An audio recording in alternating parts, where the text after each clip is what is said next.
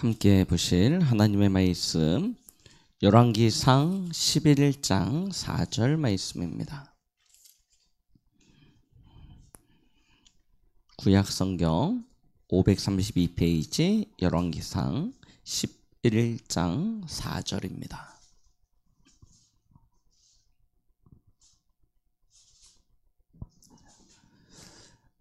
찾으셨으면 같이 합독하십니다. 솔로몬의 나이가 많을 때 그의 여인들이 그의 마음을 돌려 다른 신들을 따르게 하였으므로 왕의 마음이 그의 아버지 다윗의 마음과 같지 아니하여 그의 하나님 여호와 앞에 온전하지 못하였으니. 자, 오늘 저희가 솔로몬의 이야기를 이렇게 마무리하는 시간인데요.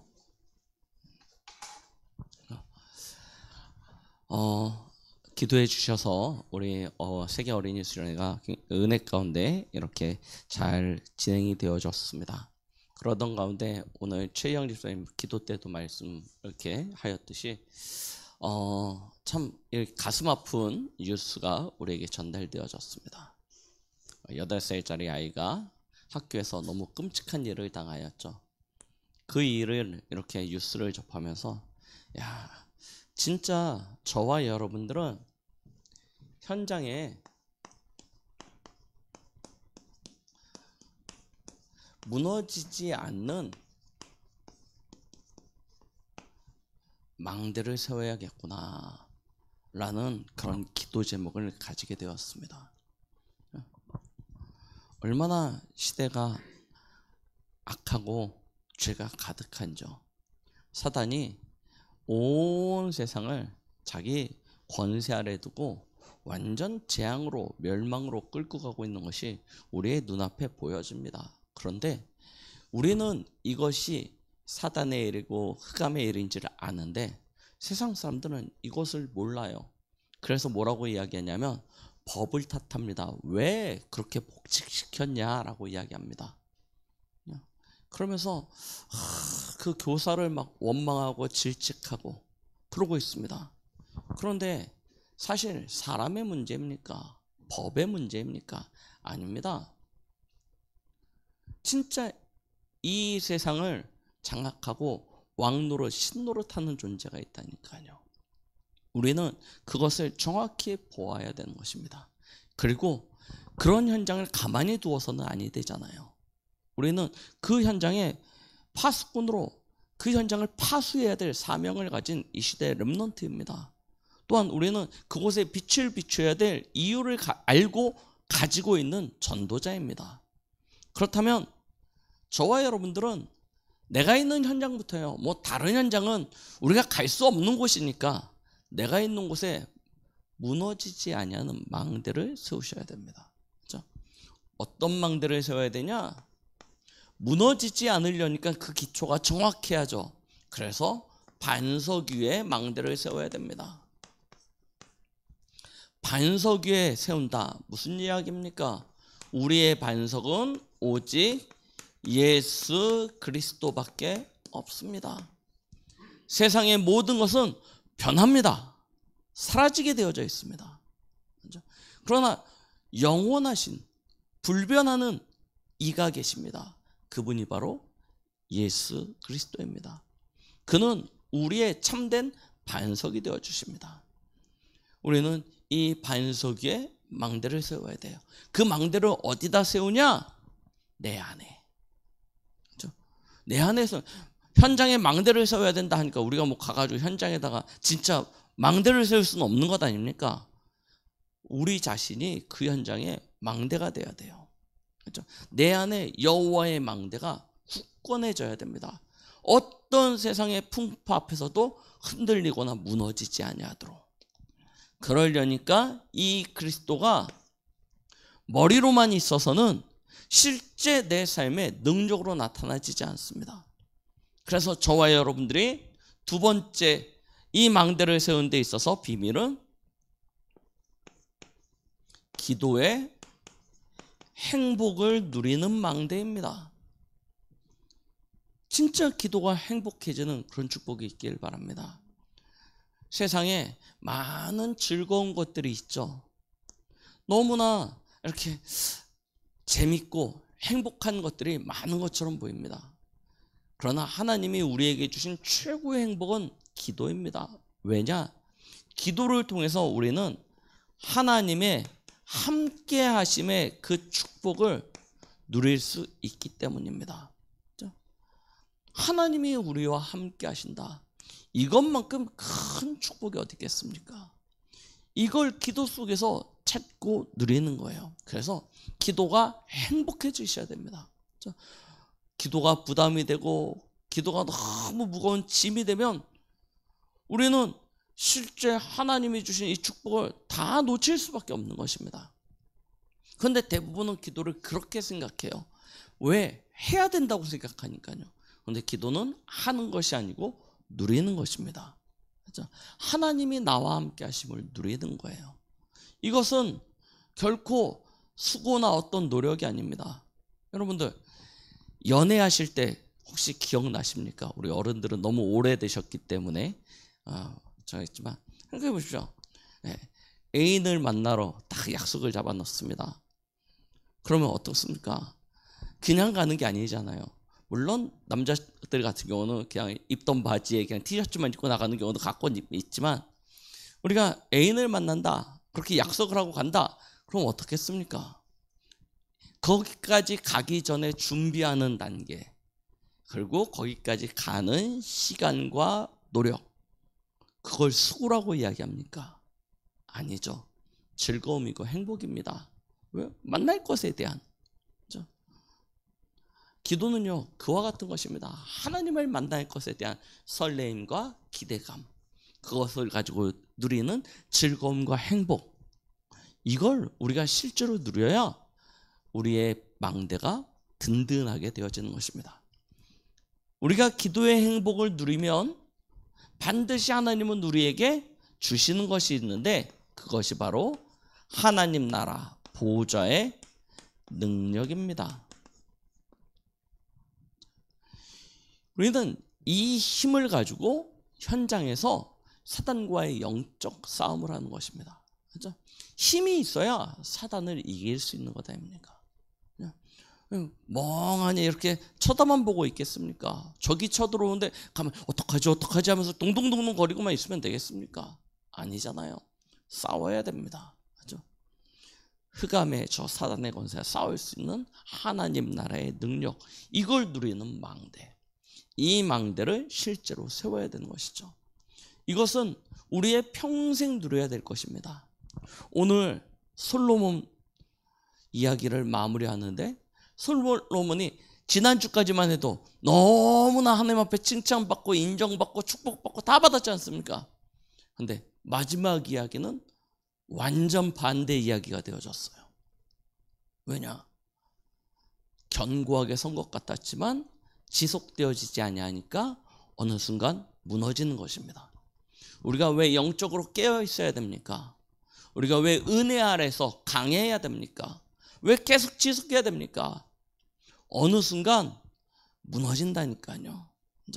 작은 틈이 우리의 그 강한 것을 무너뜨리게 하는 것입니다. 어느 날 막 갑자기 미사일 폭탄이 꽝 떨어지는 게 아니라 내 안에 작은 틈입니다.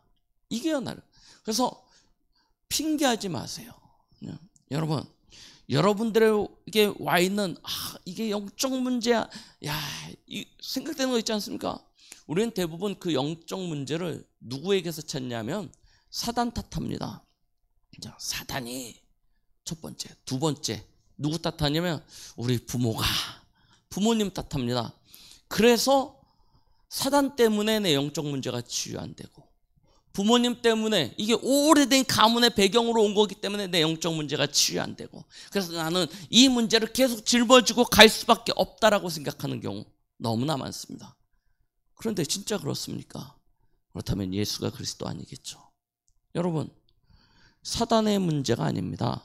부모님의 문제가 아닙니다. 그렇게 왔겠죠. 그러나 영적 문제는 누가 가지고 있는 거예요? 내가 가지고 있는 것입니다. 내가 짊어지고 있는 거예요. 그럼 어떻게 하면 됩니까? 그리스도 예수 안에서 치유되어지고 해방되면 끝나는 거죠. 그렇죠? 우리 부모님이 치유받는 게 아닙니다. 사단이 치유받을 수 아예 없습니다. 누가 치유받아야 되냐? 내 문제예요. 내가 치유받아야 됩니다. 지금 내가 겪고 있는 많은 일들은 부모님 때문도 아니고 사단 때문도 아니고 누구 때문이에요? 내가 가지고 있는 것입니다. 그래서 내가 그리스도 예수로 말미암아 답을 얻고 내가 그리스도 예수로 말미암아 치유되어져야 돼요. 그렇죠? 그래야 우리 후대들에게 전달할 수 있는 거 아닙니까? 맞죠? 근데 항상 뭐 하고 있냐면 남 탓하고 원망하고 핑계하고 그래서 나는 어쩔 수 없이 이렇게 할 수밖에 없다라고 이야기하면서 스스로 이 축복이 아닌 전혀 다른 길에 서게 되어지는 것을 우리는 보게 되어집니다. 빨리 이유 핑계 버려버리시고요. 오늘부터 무너지지 아니하는 여호와의 망대를 내 안에 세워지면 내가 가는 그 현장에 망대가 서는 거라니까요. 그 축복이 있길 예수 그리스도의 이름으로 축복드립니다. 자, 그래서 솔로몬의 마지막 이야기인데 안타깝게도 솔로몬의 마지막은요, 마음이 돌아섰어요.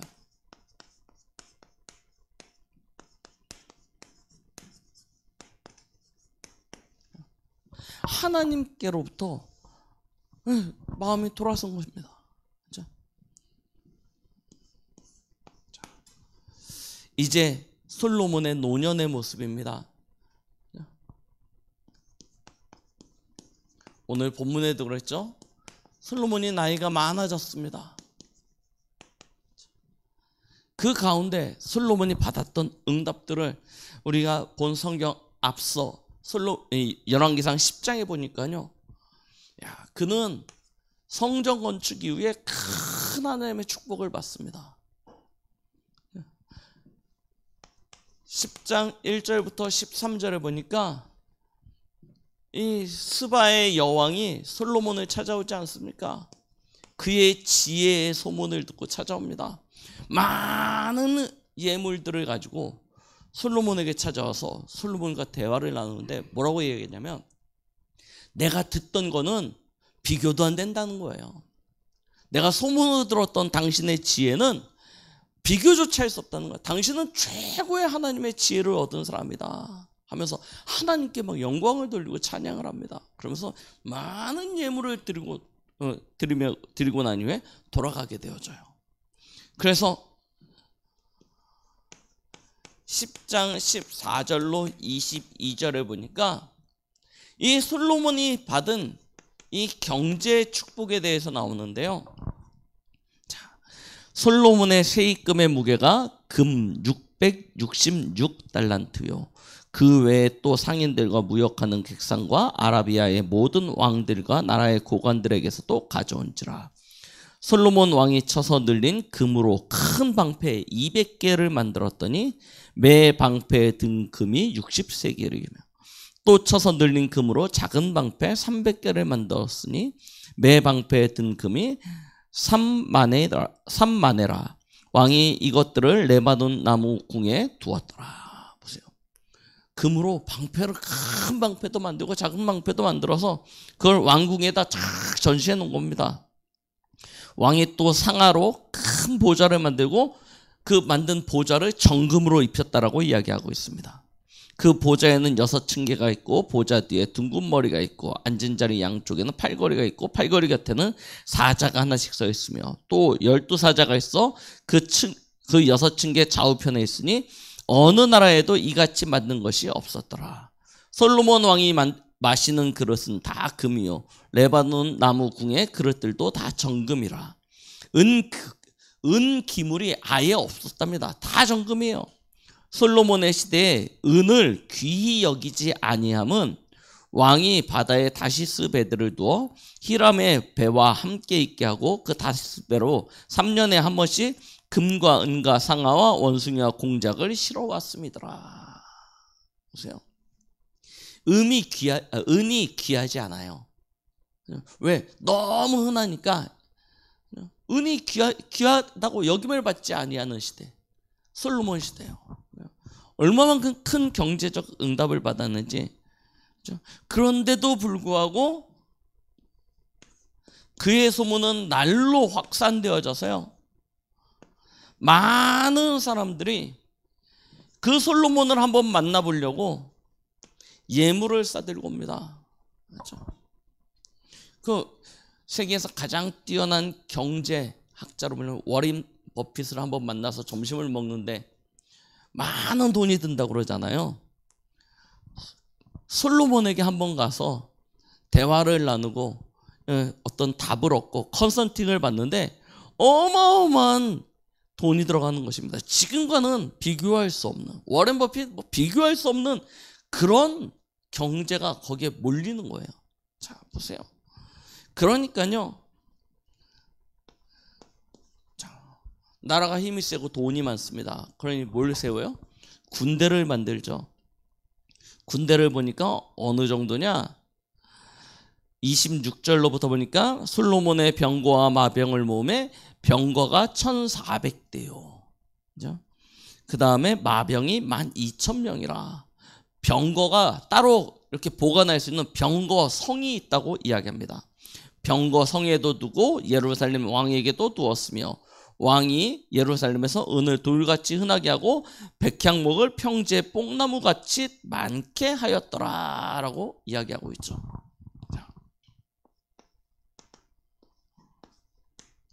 26절부터 29절에 보니까요, 큰 군대를 만들어서 나라를 아주 강하게 하였습니다.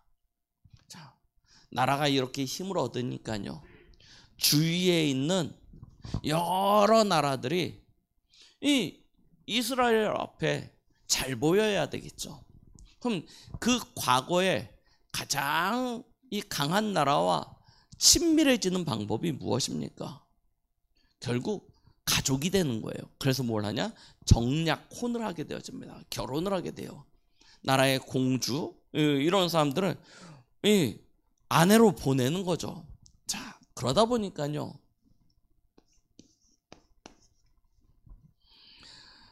이 성경에 보니까 솔로몬에게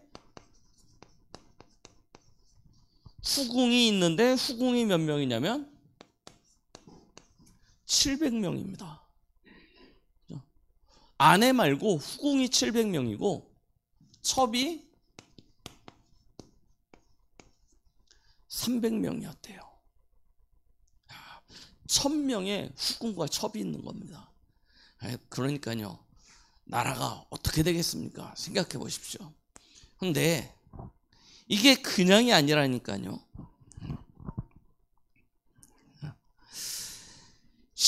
11장에 보시면 뭐라고 이야기하고 있냐면, 솔로몬 왕이 바로의 딸 외에 이방의 많은 여인을 사랑하였으니 곧 모압과 암몬과 에돔과 시돈과 헷 여인이라. 이 11장 1절입니다.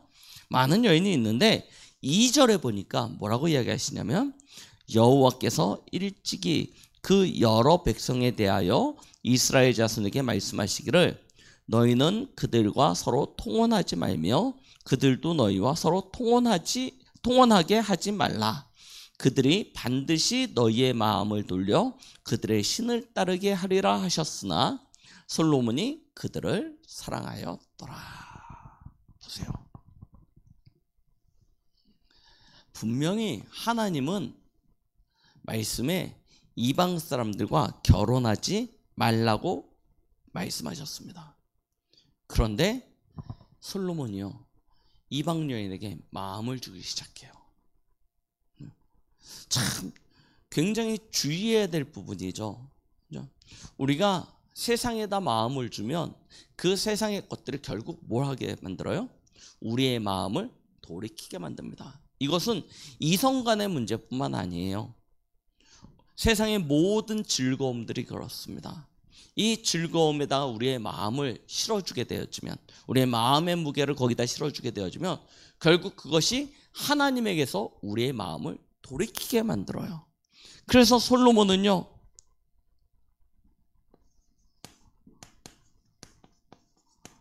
마음이 돌아서게 되는 거예요. 이 여인들이 마음을 돌이키게 만드는 것입니다. 남자들은요, 아무리 강한 것 같이 보여도요, 어쩔 수 없습니다. 여자들을 절대 못 이겨요. 그래서 조금만 저가면요, 마음이 돌아서게 되어져 있습니다. 돌이켜지게 돼 있는 거예요. 그런데 1000명의 여인이, 각 나라에 1000명의 여인들이 이 솔로몬에게 외롭다, 힘들다, 어렵다, 울면서요, 계속 얘기하면서 뭐 하게 되는, 내가 고향에서 섬겼던 그 신, 그들을 섬기기라도 하면 내 마음이 위로받겠는데, 예루살렘에서는 오직 유일신이지 않냐, 나 이 외로운 날들을 어떻게 지내냐, 막 울면서 1000명의 여인들이 가는 데마다 그런다고 생각해 보십시오. 어떡하겠습니까? 일단 듣기 싫을 뿐만 아니라 그런 이야기들이 계속 들으면 마음이 무너질 수밖에 없죠. 그러면서 결국 솔로몬 스스로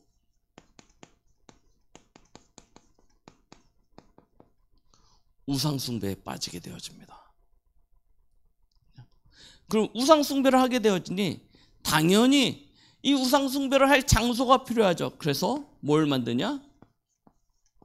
산당을 만들어요. 자, 1000명의 이 후궁과 첩들이 각 나라에서 가지고 온 우상들을 섬길 수 있는 산당들을 예루살렘 전역에다 세우기 시작하는 것입니다.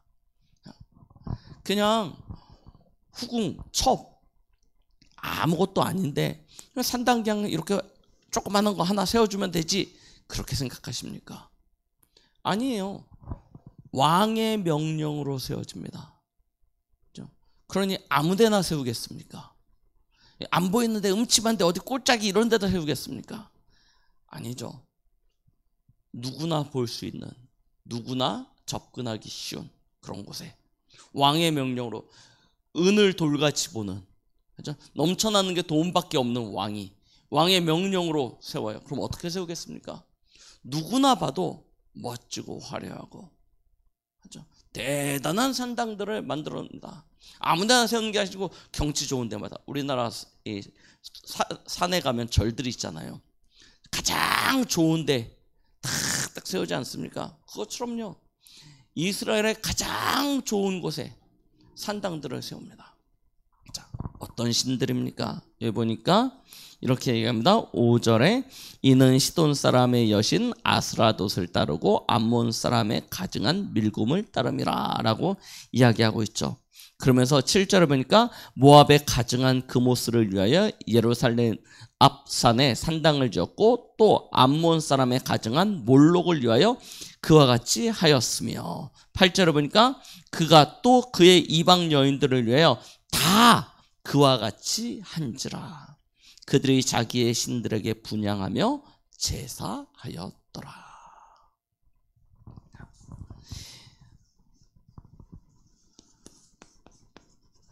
솔로몬의 마음에 다른 신이 자리 잡게 되어진 것입니다. 여러분 주의하셔야 된다니까요. 아유, 복음 가졌는데, 렘넌트인데, 하나님 자녀인데 이 정도는 괜찮지 않겠어? 하나님이 나를 이 정도는 지키게 해주실 거야. 혹시 내가 그런다 할지라도 하나님이 나를 세계복음화 주인공 되게 해주신다고 했는데 어때? 하나님이 어느 날 나를 돌이켜서 그렇게 하게 해주실 거니까 괜찮아, 이것쯤이야 하면서 거기다 마음을 주기 시작하면 어느 순간 뭐가 바뀌어요? 주객이 전도되어져요. 주객이 전도되어집니다. 그래서 하나님은 어느 순간 점점 작아져가지고 내게서 멀어지고요. 누구만 남아요? 내 안에 다른 즐거움, 세상의 쾌락과 정욕의 것과 육신의 것만 딱 남게 되어집니다. 그런데 이렇게 돼 있는 나를 인정하기 싫어요. 내 안에 세상의 것이 가득 차 있어. 세상의 즐거움과 그것들을 절대 말씀 앞에서 양보하고 포기하기도 싫어. 그런데 그걸 인정할 수는 없어. 그러니까 뭐라고 이야기합니까? 괜찮아 그래요. 복음인데 어때? 그렇게 핑계대어집니다. 그런데 그것이 진짜 복음입니까? 그것이 진짜 누림입니까? 하나님이 그것을 기뻐하시겠습니까? 빨리 우리는 말씀 앞에 서야 된다니까요. 내 마음에 두 주인을 둘 수 없습니다. 솔로몬에겐 어느 순간 그와 같은 상태가 되어진 거예요. 두 주인이 생겼습니다. 스스로는 하나님을 믿는다 이야기하지만 그는 오늘 성경에 보니까 저 아스라돗과 암몬의 밀곰을 따랐다라고 분명히 말씀하고 계십니다. 자, 이런 상태가 딱 되어져요. 내 안에 다른 것이 딱 자리 잡게 되어집니다. 그러니까 어떻게 되어집니까? 심지어 그는요, 하나님의 말씀에 따르지 아니하는 불순종에 빠져버립니다. 자, 보세요. 오늘 성경 9절부터 보니까 이렇게 이야기합니다. 솔로몬이 마음을 돌려 이스라엘의 하나님 여호와를 떠남으로 여호와께서 그에게 진노하시니라. 여호와께서 일찍이 2번이나 그에게 나타내시고 이 일에 대하여 명령하사 다른 신을 따르지 말라 하셨으나 그가 여호와의 명령을 지키지 않았으므로. 보세요. 하나님이 그러면 안 돼. 거기서 돌이켜야 돼. 그거 틀린 거야. 분명히 하나님이 2번이나 그에게 말씀하셨지만 그는 하나님의 명령을 지키지 아니하게 되어집니다. 이게 세상에 이 쾌락과 즐거움이 가져오는 나의 영적인 상태가 되어지는 거예요. 그래서 저희의 마음을 나누어서는 안 된다니까요. 왜 오직 해야 되는지 우리는 분명히 알아야 됩니다. 여러분, 올해 우리 주제가 뭐였죠? 오직 성령으로 충만함을 받으라 말씀하셨습니다. 그 앞에 뭐가 있죠? 그 성경 구절 앞에, 그게 성경 구절 다가 아니잖아요. 그 앞에 뭐가 있어요? 술 취하지 말라, 이는 방탕한 것이지. 오직 성령으로 충만함을 받으라고 이야기하십니다. 아유, 뭐 보니까 노아도 포도주 마셨고 예수님도 포도주 마셨고 뭐 그 정도 어때? 생각하실 수 있잖아요. 그런데 저 중동 지역은 그냥 물 마시면요 속에 석회가 쌓여서 죽습니다, 사람이. 왜냐하면 수질이 너무 안 좋아요. 석회 성분이 너무 많아요. 그래서 물을 벌컥벌컥 그냥 들고 마시지 못한. 이 물은 뭐 할 때만 쓰냐면 주로 씻거나 음식할 때만 씁니다. 너무 수질이 안 좋아요. 그래서 뭘로 대신하였냐면 포도주로 대신합니다. 근데 이 포도주는 우리가 생각하는 저 이탈리아, 프랑스 이런 데 막 고급 포도주 막 드라이 해가지고 마시면 막 하는 그런 포도주가 아니에요. 알코올 많은 그런 포도주가 아니고요. 술이 아닙니다. 굉장히 달달한 음료 같은 거예요. 그런 포도주입니다. 그것도 굉장히 절제해서 마십니다. 근데 한국 사람들은 사람이 술을 먹다가 나중에 가면 술이 사람을 먹어요. 맞죠? 그런 상태까지 갑니다. 우리는 성경이 왜 그와 같이 말씀하시는지 알아야 돼요. 먹으면 어떻고 먹지 않으면 어떻겠습니까? 그게 뭐 큰 문제가 되겠습니까? 문제되어지지 않아요. 그게 뭐 그거 먹는다고 지옥 가거나 그런 거 걱정하지 않으셔도 됩니다. 그러나 나의 영적인 상태는 거기서 영향을 받게 되어져 있어요. 거기에다 나의 즐거움을 두고 그것으로 내 인생에 어떤 갈증이 있지 않습니까? 목마른 갈증 말고요. 내 인생에 어떤 상처, 아픔, 어떤 여러 가지 문제들, 그걸 잊어버리고자 알코올을 의지하고, 그거 잊어버리고자 담배를 의지하고, 그거 잊어버리려고 게임을 의지하고, 그거 잊어버리려고 무언가 거기에다가 마음을 실어주면, 그거 하는 동안에는 거기에 집중하니까 세상에 어떤 고통, 아픔, 괴로움 잊어지잖아요. 그것 때문에 거기에 집중하면 결국 어떻게 되어져요? 어느 순간 그게 내 인생의 주가 되어져요. 예수 그리스도가 나의 주가 되어야 되는데 진짜 그 주님이 내 인생의 주가 되어져서요. 엉뚱한 데 가가지고요, 어느 순간 내 인생이 완전 무너지게 되어진다니까요. 자, 어디까지 가냐? 하나님의 말씀인 줄 알지만 그럼에도 불구하고 아유 어때 하고요 그냥 빠지게 되어집니다. 이거는 율법에 대한 이야기가 아니에요. 여러분, 진짜 우리가 하나님의 자녀, 복음 가진 자라면 우리는 우리의 마음을 두 개로 나눠선 절대 안 될 것입니다. 그렇죠? 보세요. 오늘 솔로몬의 이야기를 잘 보세요. 하나님께서 그에게 명령하시지 않습니까? 그렇죠? 따르지 말라고. 그런데 그는 그 명령을 불순종합니다. 그랬더니 하나님께서 뭐라고 이야기하시냐면 그가 여호와의 말씀을 따르지 아니하니 11절에 여호와께서 솔로몬에게 말씀하시되 내게 이러한 일이 있었고 또 내가 내 언약과 내가 내게 명령한 법도를 지키지 아니하였으니 내가 반드시 이 나라를 내게서 빼앗아 내 신하에게 주리라. 보세요. 얼마나 가슴이 아픈 일입니까? 다윗 때 왕이 되어주고 그의 아들 솔로몬입니다. 불과 2대 만에 여호와를 경외하는 마음이 없어져 버렸어요. 세상의 것에 빠지게 되어집니다. 그래가지고 나라가 분열되어지고요. 그러나 내 아버지 다윗을 위하여 내 세대에는 이 일을 행하지 아니하고 내 아들의 손에서 빼앗으려니와. 나라가 쪼개지고 나누어질 것에 대해 이야기하시죠. 그러면서 14절로 25절에 보니까 누가 일어나냐? 대적자가 일어나는 거예요. 이방 나라들이 이제 이스라엘을 대적할 것에 대하여 말씀하고 계시는 것입니다.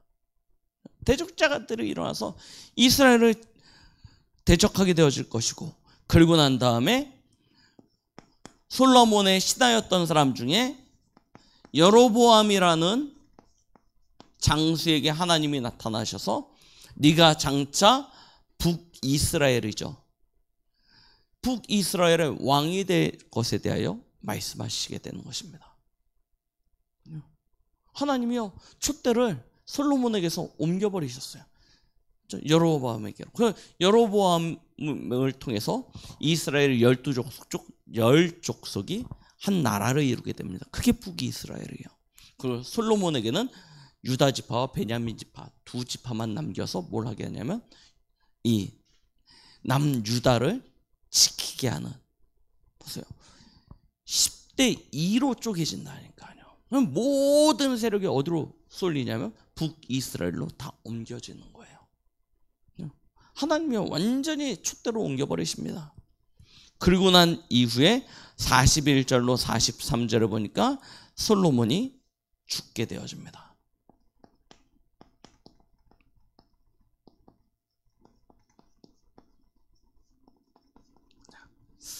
솔로몬의 인생 스토리를 보면 참, 한편의 진짜 영화 같습니다. 아버지는 다윗이었고 엄마는 다윗의 부하의 아내였죠. 근데 둘이 바람나가지고, 맞죠? 그래가지고 태어난 그 첫째 형은 죽게 되어지고 둘째로 태어난 게 솔로몬 아닙니까? 가장 어린 나이인데, 그런데 성전 건축을 향한 하나님의 언약, 그 언약 성취를 위하여 하나님이 다윗에게서 솔로몬에게로 왕권이 이동되게 하십니다. 그래서 솔로몬이 왕이 되어져요. 왕이 되자마자 그는 자신이 아직 어리고 지혜가 없음을 깨닫고 하나님 앞에 1000번제를 드리면서 하나님 앞에 지혜를 구하게 되어지고, 그것이 하나님의 마음에 너무 흡족하여 그에게 지혜뿐만 아니라 하나님은 모든 축복을 다 허락하여 주십니다. 그래서 솔로몬은 사는 날 동안에 하나님의 그 큰 응답과 축복 가운데 있게 되어지죠. 그리고 결국 성전 건축을 하게 되어집니다. 하나님은 약속하신 대로 솔로몬에게 전무후무한 축복을 허락하여 주셨습니다. 그런데 이 축복이 어떻게 보면 독이 되었던 것 같습니다. 그는 마음을 돌이키게 되어져요. 사람이 나이가 들면 그 심지가 연약해지게 되어져 있습니다. 주위에 환경에 많은 영향들을 받게 되어지죠. 우리가 나이가 들고 병이 들면 그럴 수 있습니다. 그럴 때일수록 우리 자신을 굳건하게 지킬 수 있는 비밀이 있어야 되는 것입니다. 그래서 뭘 해야 되냐? 반석 위에서 진짜 이 복음 위에 우리의 망대를 세우셔야 됩니다. 진짜 우리의 삶이 기도의 이 행복함 가운데 살아가줘야 되는 것입니다. 내 힘도 내 능력도 아니고 하나님이 우리에게 주시는 이 보호자의 능력으로 우리는 서야 되는 것이죠. 솔로몬의 이야기를 통해서 저희는 다시 한번 결론을 갖습니다. 어떤 결론이냐? 오직이에요. 오직의 결론입니다. 왜? 사람은 언제든지 변합니다. 그 이야기는 무슨 이야기입니까? 나도 변할 수 있어요.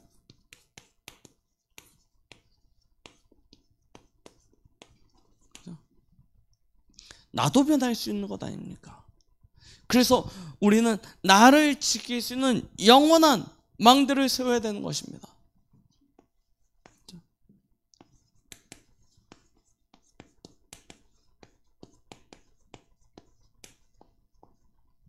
그리스도 예수 안에서 진짜 영원한 망대, 그리고 그 속에서 내가 평생 가져야 돼 평생의 망대, 진짜 하나님의 나라와 일을 두고요.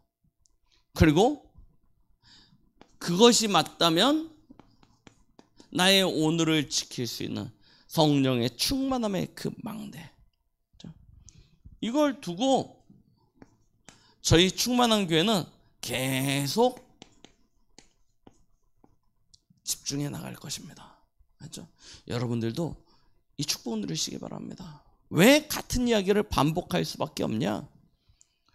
우리가 이 이야기를 많이 들어야 일주일에 주일 하루입니다. 그것도 하루 종일 듣는 것도 아니고 1부, 2부, 오후 예배 드리고 나서, 그렇죠? 그러고 나면 이제 뭐 평일로 나아가면 그 다음은 오늘처럼 이렇게 못 듣습니다. 새벽 예배 듣기도 하고 안 듣기도 하고, 그렇죠? 구시기도 참여하기도 하고 안 하기도 하고, 수요 예배 뭐 오기도 하고 안 오기도 하고, 언제든지 뭐 생각하냐면 이렇게 얘기한 선택합니다. 선택사항이라고 생각해요. 주일은 어쩔 수 없이 주일이니까 이게 필수예요. 그래서 필수인데 평일은 선택이라고 생각합니다. 그래서 들어도 되고 안 들어도 되고 참여해도 되고 안 해도 되고, 그러다 보니까 일주일 7일 가운데 우리가 이 말씀을 듣기보단 세상의 이야기를 듣는 경우가 얼마나 많습니까? 그렇죠? 더군다나 요즘처럼 SNS가 발달되어지고 우리들 손에 하나의 브라운관씩 다 들고 있지 않습니까? 유튜브. 근데 유튜브라는 게 얼마나 웃기냐면 빅데이터를 통해서 내가 보고 싶어 하는 건, 내가 듣고 싶어 하는 것만 계속 올려줘요. 내가 보고 싶은 건, 내가 듣고 싶은 것만 계속 추천을 해줍니다. 그래서 보다 보면 거기에 빠져들 수밖에 없어요. 빠져들 수밖에 없습니다. 내가 보고 싶은 거, 듣고 싶은 것만 계속 추천해 주니까. 그러니까 어떻게 되어집니까? 그것으로 각인뿔이 체질되어져요. 내가 보고 싶은 것, 듣고 싶은 것, 하고 싶은 것, 그걸 계속 보면서 각인뿔이 체질되어집니다. 이 속으로 간다니까요. 그러다가 주일날 교회 와가지고 예배를 드리면 예배가 되겠습니까? 그냥 와서 앉아 있는 거고, 그냥 하니까 듣는 거고. 진짜요. 하나님의 말씀이 들려줘도 영적인 상태는 이미 불순종할 수밖에 없는 상태가 딱 만들어져 있는 거예요. 그래서 바꿔야 된다니까요. 이 틀을 깨지 아니하면 안 됩니다. 그래서 제가 이번에 어린이 수련 할 때, 야, 니네는 웬만하면 유튜브 하지 마. 유튜브는 그냥 목사님 메시지 들을 때만 틀고 웬만하면 유튜브 하지 마. 왜? 내가 보고 싶고 내가 관심 있고 내가 하고 싶은 것만 계속 보여주니까 내게 계속 각인뿔이 체질되어지는 겁니다. 그래서 웬만하면 하지 마. 그리고 말씀만 들어. 그냥 집중해야 됩니다.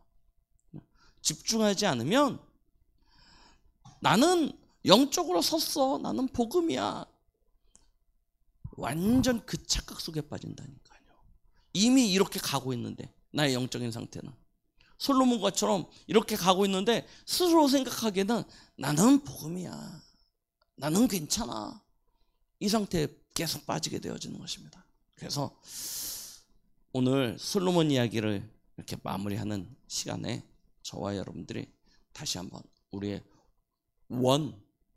처음 그 시작의 그 마음을 회복하시면서 진짜 집중 속에서 영원한 망대, 무너지지 아니하는 망대를 세우는 그런 축복이 있길 예수 그리스도의 이름으로 축원드리겠습니다. 하나님 아버지 감사드립니다.